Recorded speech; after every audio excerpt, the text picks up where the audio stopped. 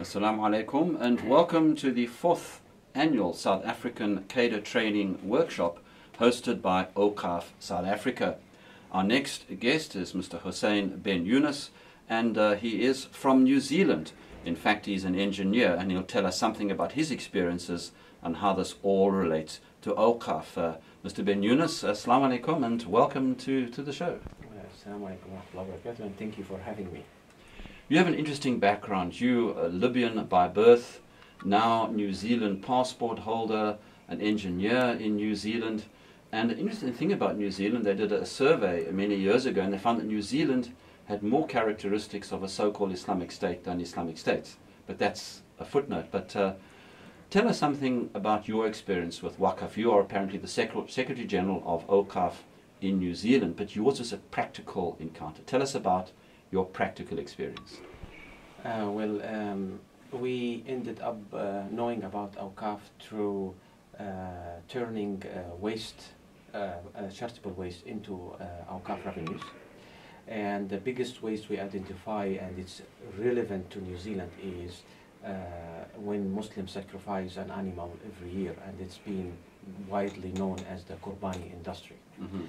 The wool and the skin and the bone of this animal are not utilized. So we start our project to turn this wool and skin into byproducts and then have them sold, and the money comes back into as Waqf development. That's how we started, and this led us to Islamic capital market. And we innovated a model, we call it Smart Waqf, that is integrating Waqf into the Islamic capital market. So that's a very interesting model, and of course coming from New Zealand, where Muslims are in fact a minority in the community. How does the greater New Zealand community accept what you're doing in terms of the Waqf development and the use of all the waste material from the Qurban? We are very fortunate. We have a very supportive government and a very understanding community. There is no restriction for us to achieve any outcomes as long as our idea is in line with the objective of what we are claiming to achieve. So we have got all the support we needed from all over the community official or government official, or from even from embassies around the world. The New Zealand embassy were very supportive. What sort of benefits are rolling in to the New Zealand Muslim community as a result of the Waqf that you created? Our objective is for the mankind, so we are not really looking at benefiting a special community. We are aiming to benefit the most needed people, regardless of their color or background. And so we believe we're still a young organization, 6 years old, but we are now leading the development in the Islamic social finance globally. And we are hoping to establish the world's first Waqf farm that's specifically for the livestock supply in New Zealand and other countries. So the benefit will be huge to New Zealand economy and also to the beneficiary all over the world. In fact, all over the world, I think is the term to use, but it's the first time I've heard of a Waqf farm. In fact, it sounds like a very, very exciting concept that, yes. I mean, this is a farm that will just carry on forever, and its benefits will accrue to, as you say, not just Muslims, but the whole larger society forever. Yes, so we are aiming, just to give you an idea, statistically, you are talking about 5 million sheep slaughtered every year during the Eid time by Muslims who live in the West. This is a huge number of animals that you need to process them in 4 days. New Zealand has the capacity and the industrial capability of processing large quantity halal way.